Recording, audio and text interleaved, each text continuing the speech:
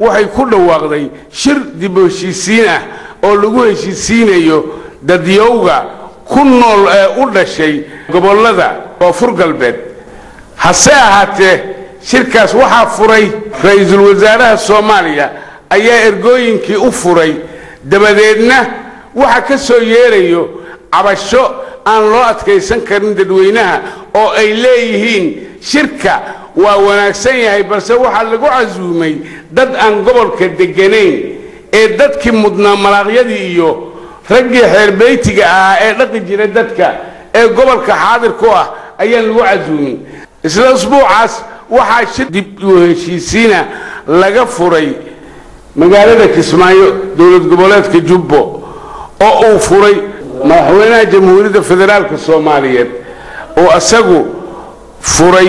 shirkaas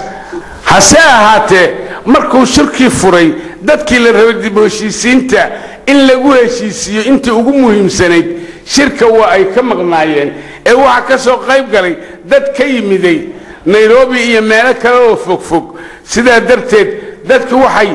isla dhax qaadayaan